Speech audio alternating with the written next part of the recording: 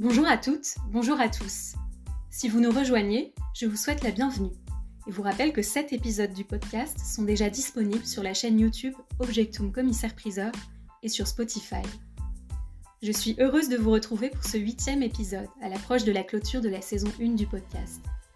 Je suis Héloïse, commissaire-priseur, et je vous propose un voyage à travers le monde de l'inerte. Les objets, au-delà de l'utilisation que l'on en fait, sont porteurs de sens multiples. Ils s'invitent dans nos vies et nos habitudes et sont les grands oubliés de l'histoire avec un grand H. Je vous invite à plonger dans la petite histoire, celle du quotidien, des mœurs, celle de l'évolution du confort domestique. Car bien loin de l'image parfois glamourisée des salles des ventes et de l'angle des records à plusieurs chiffres, les marteaux dispersent au quotidien une grande variété d'objets qui portent en eux une trace indélébile de l'évolution humaine. Objets domestiques, objets insolites, objets souvenirs, ces derniers sont pourtant les vedettes des inventaires, témoins vivants des modes, des mœurs et du quotidien de nos ancêtres. Les objets sont bavards et je vous invite à rester écouter ce qu'ils ont à nous dire.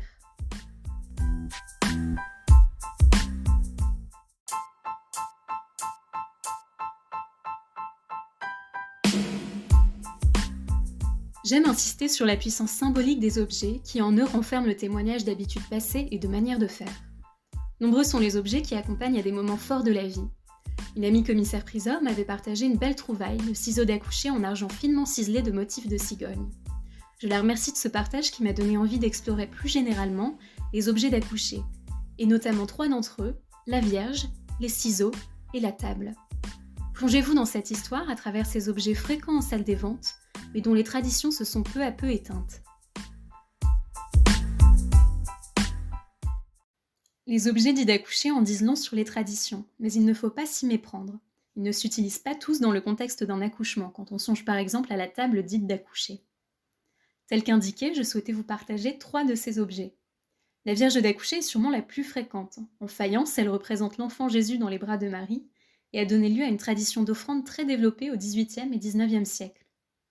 Ce que l'on oublie souvent, c'est qu'historiquement, elle est censée être trouée au niveau de la couronne de la Vierge pour pouvoir recueillir de l'eau bénite. Le fait que la couronne soit creuse n'est pas anodin non plus, car l'on pouvait y glisser un cierge, allumé dès les premiers signes d'arrivée imminente de l'enfant. Les proches pouvaient ainsi s'y recueillir en confiant la mère et son enfant à venir. Placée sur un meuble ou dans une petite niche prévue à cet effet, la statuette assurait selon la tradition populaire le bon déroulement de l'accouchement. Mais précisons quelques éléments sur l'iconographie. La Vierge d'accoucher était produite en grand nombre d'exemplaires et notamment très présente en Bretagne. Les traits sont donc souvent assez simplifiés, la palette chromatique également, avec du bleu pour le voile de la Vierge et du jaune pour la couronne. Les motifs se font plus rares, avec généralement seulement de petits motifs stylisés, tels que des semis de fleurs sur les vêtements, et la base de la statuette accueille souvent une inscription. Produites en grand nombre, les Vierges d'accoucher sont faciles à dénicher en vente aux enchères. Elles sont principalement issues des manufactures bretonnes, mais on les retrouve également à Nevers et dans le centre de la France. Le ciseau d'accoucher nous emmène quant à lui dans le domaine de l'orfèvrerie. Parfois appelé ciseau de nativité, il servait à couper le cordon ombilical et était souvent remis à la mère après l'accouchement. Son iconographie est non équivoque et figure généralement une cigogne, un bébé emmailloté, et plus généralement un vocabulaire zoomorphe. En argent ou métal argenté, ces ciseaux ont donc des prix qui varient aux enchères selon la préciosité du métal employé, l'iconographie et la finesse de la ciselure. La table dite d'accoucher, quant à elle, était bien pensée également. La table en elle-même était en 2 parties et présentait une partie supérieure escamotable et ainsi transportable au lit. Écritoire, pupitre, compartiment de rangement et bras de lumière sur certains modèles, cette table servait à rester alité. Elle apparaît sous Louis XV et redouble d'ingénierie à une époque où les meubles à mécanisme, dont Jean-Henri Risner est l'un des maîtres incontestés, se développent de plus en plus. Sur le marché et dans les musées apparaissent des tables d'accoucher de Pierre Mijon, Roger Vandercroes d'Ilacroix et bien d'autres ébénistes, en région également comme la dynastie des H. Très raffinées au même titre que les commodes et autres ouvrages, ces tables comportaient de riches marqueteries, de décors floraux ou géométriques selon les styles.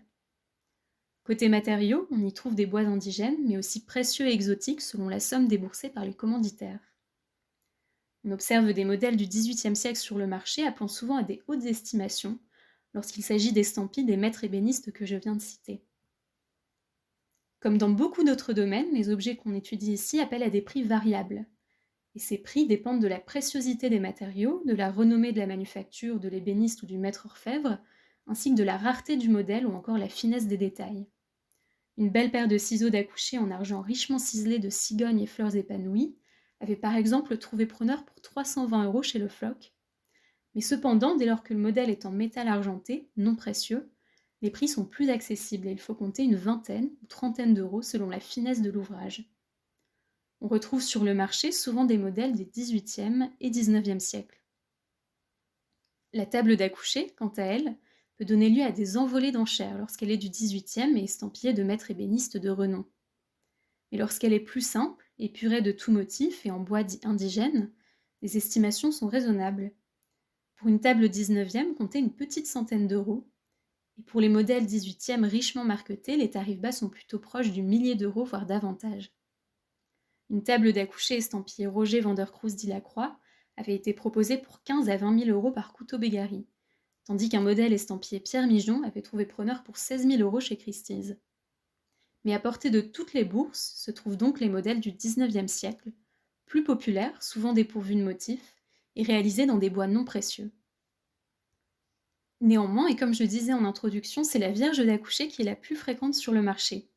C'est la première fois que pour la préparation de l'épisode, je ne trouve pas de vente à citer, en l'occurrence pour le ciseau d'accoucher et la table d'accoucher.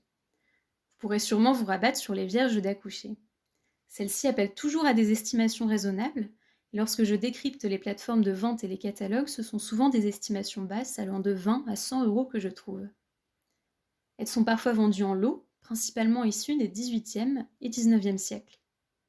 Et le 19 avril prochain, sous le numéro 263, l'étude Gros et Délettré propose une Vierge d'accoucher du XVIIIe siècle, estimée 50 à 100 €. Elle mesure 28 cm, comme beaucoup de ces statuettes dont les dimensions se situent souvent entre 20 et 50 cm. Pour cet épisode, je ne finirai pas sur une citation, mais plutôt une suggestion. Si vous êtes féru d'objets traditionnels, je ne peux que vous recommander le blog de Sophie Sesma, Objets d'hier. Antiquaire spécialisée dans les arts et traditions populaires et régionales, elle analyse de nombreux objets sur son blog, objets que vous pourrez retrouver dans sa boutique.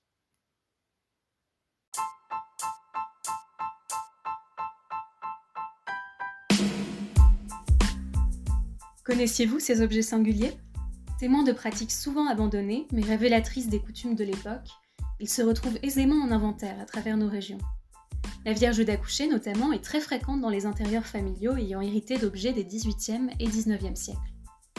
Le commissaire-priseur côtoie au quotidien cette petite histoire, à travers ces témoins inertes des temps passés. Je vous invite à guetter les ventes autour de chez vous, et sur Drouot et Interenchères, pour pourquoi pas réactiver ces traditions ou détourner ces objets en leur offrant une seconde vie. Dites-moi si vous avez déjà rencontré ces objets ou si vous les retrouvez en vous plongeant dans vos greniers et placards. Vos trouvailles pourront, qui sait, faire l'objet d'un prochain épisode. Comme je vous l'ai expliqué, cet épisode m'a été inspiré par Emeline, une consoeur qui était tombée en expertise sur de jolis ciseaux d'accoucher.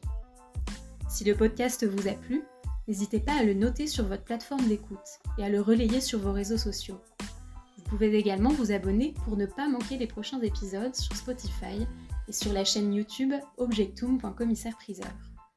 Et pour échanger, je vous invite à me suivre sur la page Instagram. Celle-ci vient d'adopter un nouveau nom plus fidèle au podcast et s'appelle désormais objectum.cp.